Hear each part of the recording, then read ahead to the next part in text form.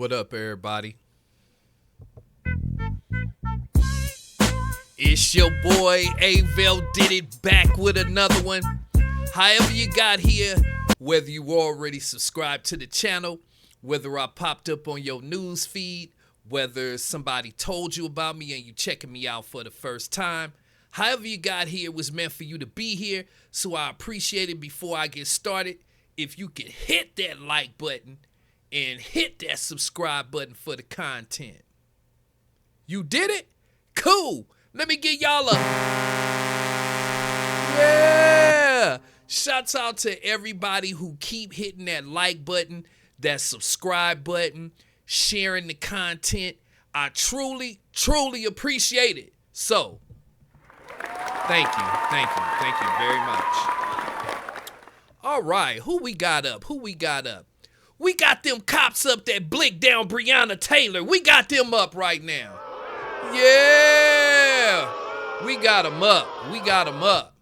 So, if y'all don't know, I'm letting y'all know now what the tea is. So, y'all remember during the pandemic, you know, we was getting a lot of cops.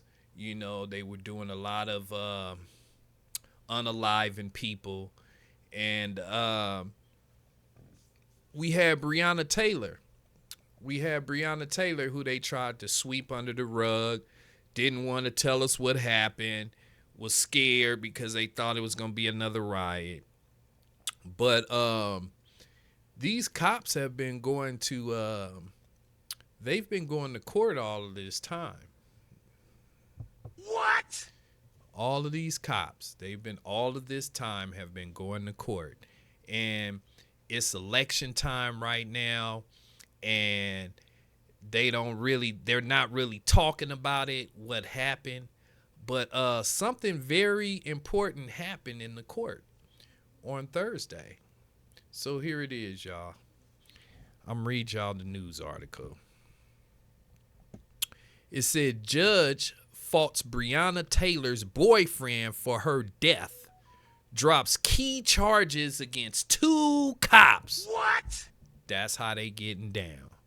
So it says here, a Kentucky judge ruled that Breonna Taylor's boyfriend decision to open fire is the legal cause of her fatal shooting behind police officers, throwing out federal charges against 2 officers who allegedly falsified a drug warrant that led to police breaking down her door and blicking her down in 2020. What?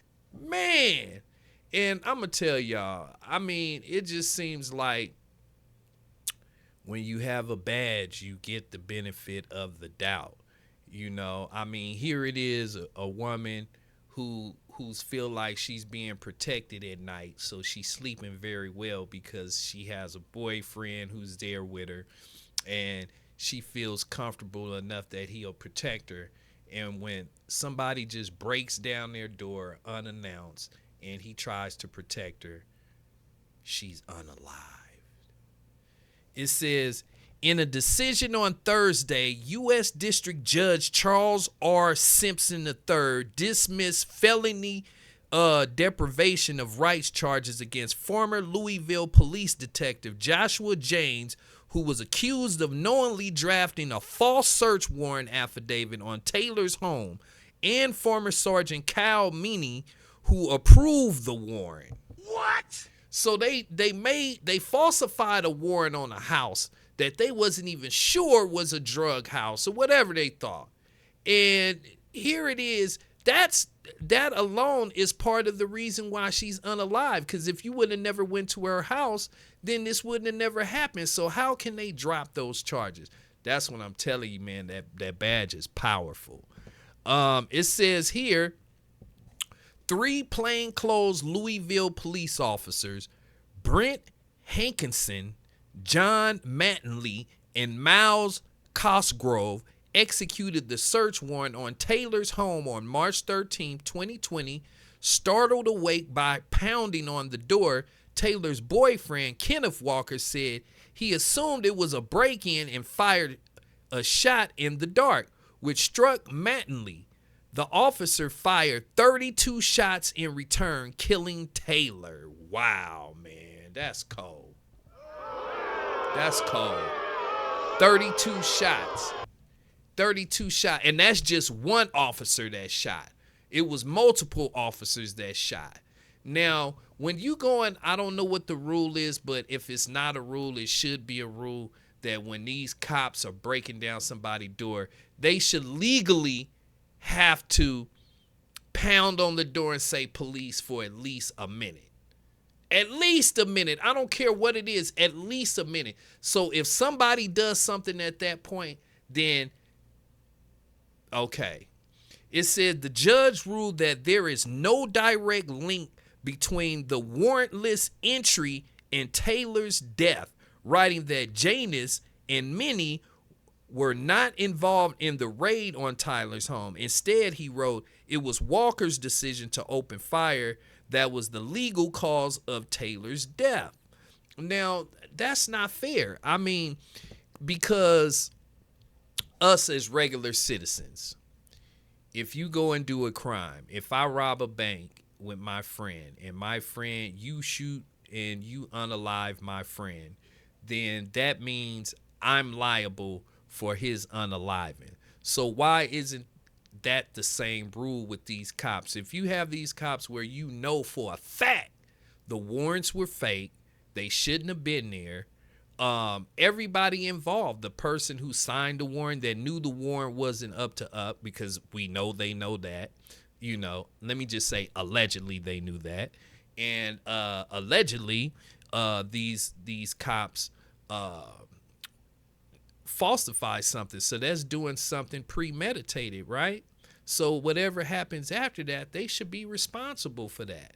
It says Simpson ruling Thursday means that Janus and Meany, who could have faced life in prison had they been found guilty on the felony charges, now face only misdemeanor charges related to covering up the allegedly false search warrant and lying to investigators. Both men have pleaded not guilty to all charges. What?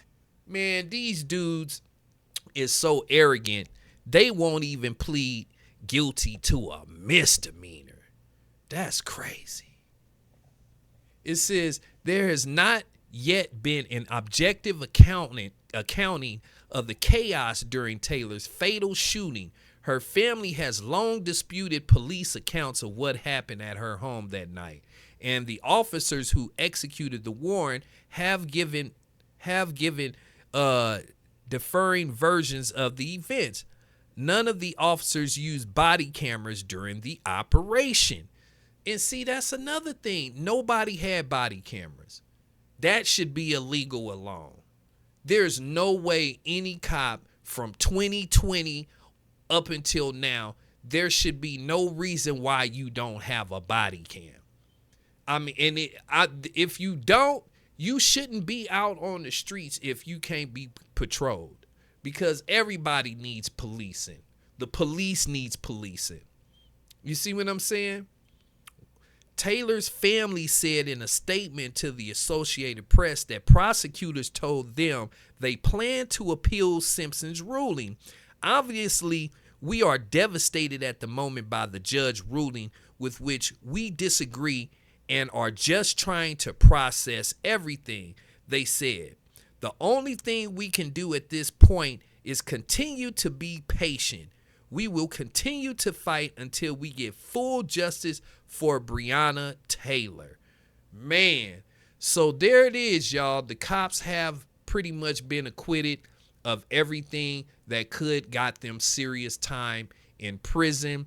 The only thing that's left is to see where it stands on these misdemeanors that they're not pleading to on that either. So I want to know what y'all think about that, because, I mean, it's like everything about this was morally wrong.